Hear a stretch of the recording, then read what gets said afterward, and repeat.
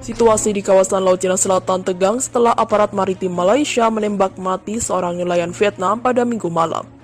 Hanoi menuntut jawaban dari Kuala Lumpur atas insiden itu. Pihak Kuala Lumpur mengklaim insiden penembakan terjadi di perairan mereka setelah pasukan penjaga pantai Malaysia berusaha memeriksa 2 kapal di perairan timur Kelantan yang dianggap terlibat dalam penangkapan ikan ilegal. Penjaga pantai Malaysia mengatakan dalam sebuah pernyataan bahwa 19 awak kapal Vietnam di atas 2 kapal bertindak agresif dan melemparkan bom diesel. Ketika mereka diperintahkan untuk menyerah, Direktur Penjaga Pantai Kelantan, Muh Nur Syam Asmawi Yaakob mengatakan sebuah tembakan peringatan juga diletuskan tetapi diabaikan. Kepala Penjaga Pantai Muhammad Zubil Matsom mengatakan kepada agensi bahwa para anak buahnya tidak punya pilihan selain melepaskan tembakan untuk membela diri. Mereka melakukannya untuk melindungi hidup mereka, untuk melindungi kedaulatan nasional kami, ujarnya yang dilansir dari South China Morning Post. Pada Rabu, hari ini, 19 Agustus 2020.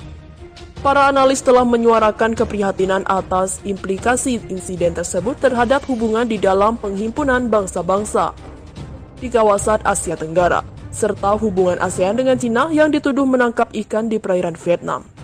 Colin Koh, seorang peneliti di Singapura, mengatakan Vietnam perlu mengendalikan komunitas nelayannya dengan lebih ketat. Sebelumnya, sudah ada tanda-tanda peringatan yang mengarah ke insiden tersebut. Dan paling seru ini, katanya. Baru September lalu, ada perselisihan antara patroli penangkapan ikan Malaysia dan Vietnam di lepas pantai Terengganu. Kita juga harus ingat bahwa Hanoi masih berusaha untuk membuat Uni Eropa mencabut kartu kuningnya untuk penangkapan ikan yang ilegal, tidak dilaporkan dan tidak diatur karena alasan seperti itu, ujarnya. Menurut Koh, Thailand juga terpengaruh dengan serentetan laporan baru-baru ini tentang pasukan maritim Thailand yang menangkap kapal-kapal penangkap ikan di Vietnam, penuh dengan aksi penangkapan ikan ilegal, yaitu di Laut Cina Selatan, di mana Vietnam serta Cina memiliki industri perikanan yang lebih berkembang, dan keduanya dianggap sebagai pemain kunci. Vietnam telah menerima ganjaran penegakan hukum terhadap penangkapan ikan ilegal oleh Cina, di mana kapal pengirim Vietnam tenggelam pada bulan April lalu setelah bertabrakan dengan kapal penjaga pantai Cina.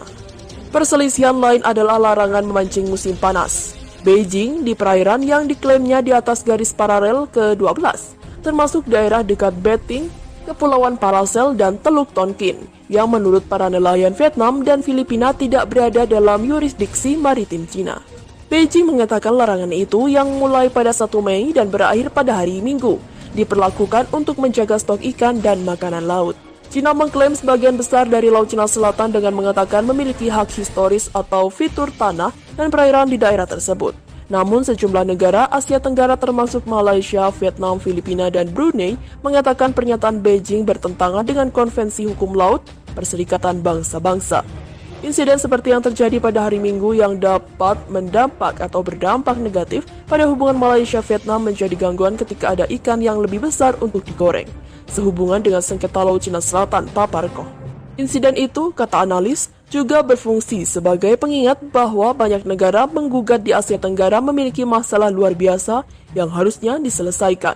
Mungkin akan lebih membantu jika masalah intra-ASEAN ditangani dengan benar untuk mendorong kerjasama di bagian depan Laut Cina Selatan di masa depan.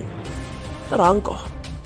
Tanpa itu hanya akan berkontribusi pada kelanjutan keadaan di ASEAN.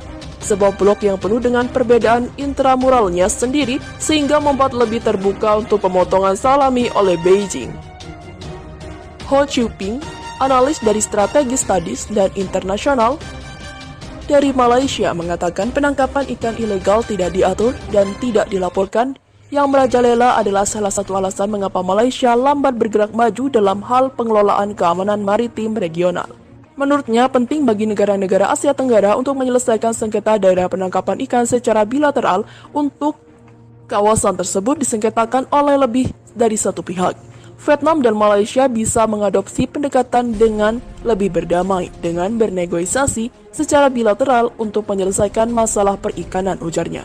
Thomas Daniel, seorang analis senior Malaysia Institute of Strategies and International Studies, mengatakan bahwa kapal-kapal Vietnam didorong ke selatan oleh armada penangkap ikan dan kapal penegak hukum Cina, serta oleh kurangnya stok ikan di daerah penangkapan tradisional mereka. Ada spekulasi bahwa kami melihat lebih banyak kapal penangkap ikan Vietnam di sini dan bahkan jauh seperti Indonesia dan Papua Nugini, katanya. Sementara itu, penjaga pantai Malaysia mengatakan dalam sebuah pernyataan bahwa mereka tidak akan berkompromi dalam menghadapi tindakan ekstrim dari nelayan asing.